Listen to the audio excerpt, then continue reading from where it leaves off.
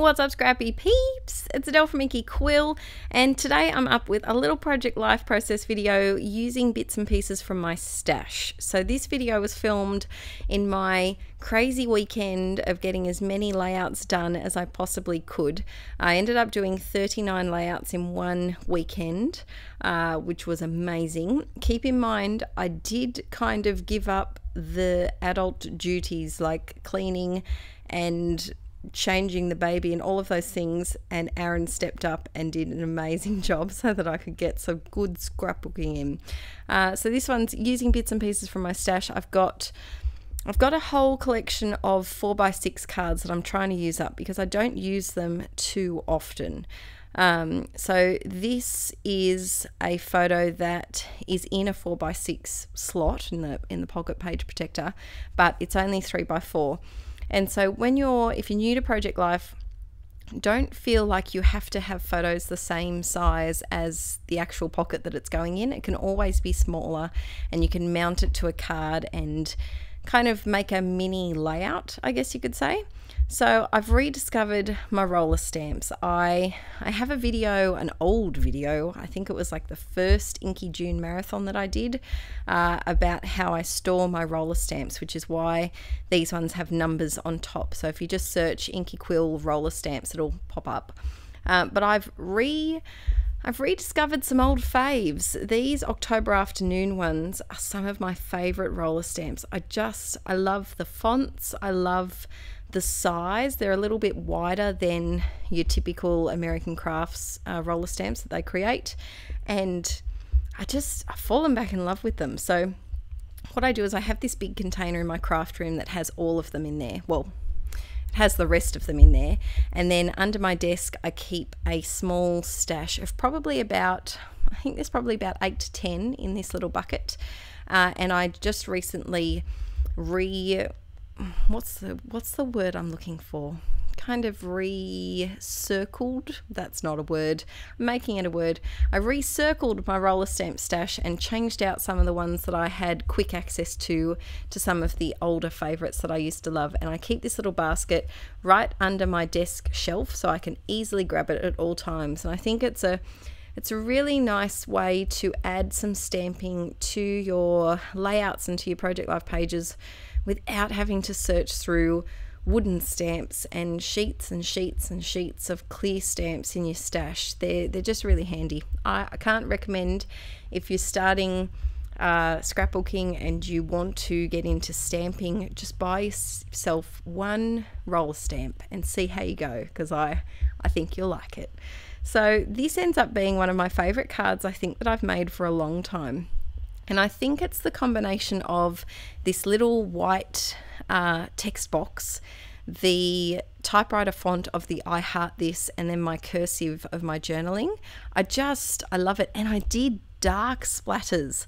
I'm pretty sure that was navy Heidi Shine, and I love it. I got really excited because I feel like sometimes if you start a Project Life page and you don't like what you've done to the first card, it can kind of put you off the rest of the layout. Not stop you from finishing it, but just kind of not make you feel great about the page. But this first card was definitely my favorite, and kind of gave me a bit of extra energy, and was probably some of the reason why I was able to finish so many pages in one weekend.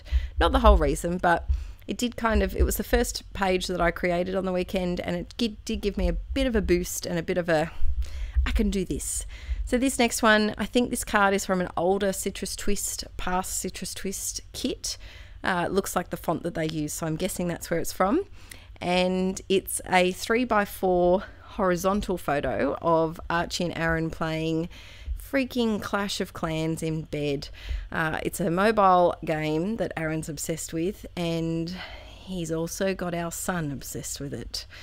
Now, granted, anything that Aaron would do on his phone probably has Archie's full attention because it's bright and colourful, but we have this little joke that Aaron is hypnotised by the game Clash of Clans, and now he's giving that on to our little baby as well. So I'm adding some journaling here in the little spots. I do love cards that have little journaling spots here. I find it's a really easy way to kind of give you prompts for what you can talk about, and you can see there I didn't know what to do in that other box, so I just put a giant sticker in there instead.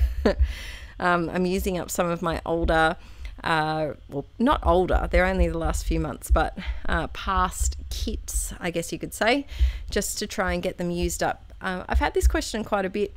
What do I do with my kits after the month is up? So I'm currently on 3 design teams, and one of them's not starting until April, but I'm currently on 3 design teams. And what I usually do before, so currently because I'm on these design teams, I create layouts and pages every month, and then what I usually do is then as soon as the month's up and I have the new kit, I do break up my old kit and put it in my stash like normal.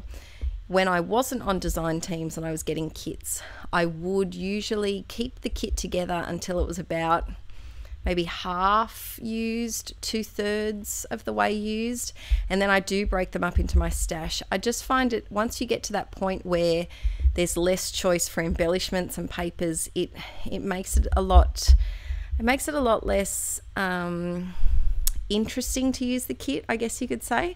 And so I'm less likely to use a half-used kit in itself.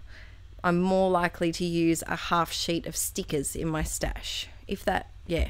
So I'm less likely to pick up the kit and keep using it because I'm sick of it because I've made so much with it already. But if it's the stickers or the papers just by themselves, it's a lot more motivating to just grab that one thing. So there's a tip. If you feel like you've got some old kits that you just you can't look at them anymore, break them up, put them in your stash, and you might find that you get them used up quicker than if they were just sitting there already made up. Another thing that you could do as well is to add to the kits. So if you've got a kit that's maybe got some papers left, a couple of papers left, some scraps, some half sticker sheets, add a stamp set, add a tube of paint if you wanted to be a bit, mixed media-y.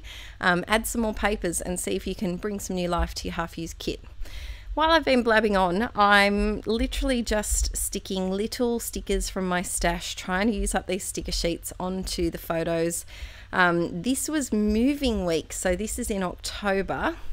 And this is a funny photo that Aaron posted on his Insta stories. Aaron, my husband, also has a little YouTube channel, giving him a bit of a shout out, Inkie Beard, if you want to follow him. And he posts quite a lot on his Instagram as well, and I couldn't help but snap this photo. He was moving and he completely ripped his pants open. I don't know how he did it. I don't know if he squatted down or he did something, but it's not the crutch, it's not the bot like the back where you usually would. He split the side of his pants open. I don't understand how it worked, but of course that's something to put in the project life. I think I've said this in past videos, but if you think your life's boring, there's always silly little things that you can snap a photo of and record. I can't recommend Project Life more. It's so nice to look back at the daily occurrence. Like, I would never make a 12 by 12 layout of a ripped pair of jeans. I don't care how many, like, what a big story I could make out of it. It's not something I'm going to do. So by including it in my project life, it's a fun little thing that I can giggle about in years to come, and know that I've got it documented, but not worry about having to make a whole big project out of it. So this is a photo of us with our keys to our new house. And a lot of people have asked about a craft room tour as well. I have filmed 2 setting up my craft rooms over on my Patreon, and I haven't quite finished unpacking yet. So over the next few months, once I've finished unpacking, I will do a full craft room tour, probably not until maybe May or so over here on YouTube. So this one's all done. So please let me know in the comments below if you do Project Life. And if you don't, I highly suggest giving it a go. Grab yourself a packet of page protectors, they're only cheap, and see what you can come up with already using the scrapbooking stash that you've already got. See what you can do. Thanks for tuning in today, guys. If you're new, don't forget to subscribe. I do 2 videos a week here and a video a week on my second channel, Let's Get Inky, and give this video a thumbs up if you enjoyed it. I'll see you guys all really soon. Thanks so much for all your support, and bye.